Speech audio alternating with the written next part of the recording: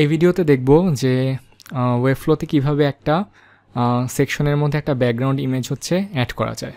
So আমি হচ্ছে এখানে একটা ডিভ নিলাম, একটা ডিভ নেই, and it's always a good practice যে একটা ডিভ নেওয়ার পর ওইটাকে একটা ক্লাস নাম দেওয়া, ঠিক আছে। সো আমি হচ্ছে এখানে একটা যে কোনো র্যান্ডম নাম দেই, যে বিজি ইমেজ মানে হচ্ছে ব্যাকগ্রাউন্ড ইমেজ।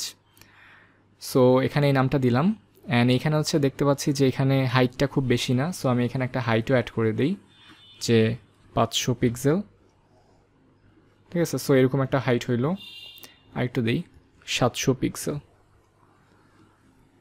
সো একটা হাইট হইলো। এখন ডান দিকে আমি যদি স্টাইলে আসি অ্যান্ড এখানে ব্যাকগ্রাউন্ডে ক্লিক করি, তাহলে কিন্তু এখানে দেখতে পাবো যে একটা ইমেজ অ্যান্ড গ্রেডিয়েন্ট নামে অপশন আছে, অ্যান্ড এটাতে যদি আমি ক্লিক করি তাহলে হচ্ছে এখানে আমাকে একটা অপশন দিবে যে একটা ব্যাকগ্রাউন্ড ইমেজ চুজ করার জন্য। সো আমি এখান থেকে ডান দিকে চুজ ইমেজে ক্লিক করব, অ্যান্ড এই মোমেন্টে আমার এখানে একটা ইমেজ অলরেডি আপলোড দেওয়া আছে, সেটা হচ্ছে আমার এই ভিডিওর থাম্বনেইল যেটা, সেটাই হচ্ছে দেওয়া আছে। সো এটা হয়ে গেল, অ্যান্ড এখানে কিন্তু ইমেজটা কিন্তু ঠিকমতো বসে নেই। সো এখানে আমরা যেটা করতে পারি সেটা হচ্ছে টাইল থেকে আমরা ক্রস করে দিতে পারি যে আমরা কোনো ধরনের টাইল চাই না, এটা একটা। দেন আরেকটা যেটা করতে পারি সেটা হচ্ছে পজিশনটাকে সেন্টার করতে পারি, অ্যান্ড আরেকটা হচ্ছে আমরা এখানে কাস্টম না দিয়ে কভার দিতে পারি।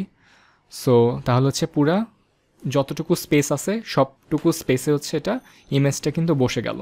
সো এইরকম অনেকগুলো অপশন আছে, উইথ হাইট এখান থেকে আমরা দিতে পারি, অ্যান্ড ফিক্সড নাকি ফিক্সড না এগুলো দিতে পারি।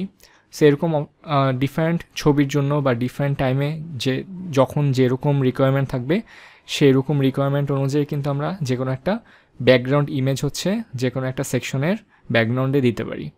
সো খুবই ইজি একটা জিনিস, এবং এটা হচ্ছে আমাদের অনেক সময়ই দরকার পড়বে। আমরা একটা ব্যাকগ্রাউন্ড ইমেজ দিতে চাবো, সো এখান থেকে কিন্তু আমরা সেটা করতে পারবো।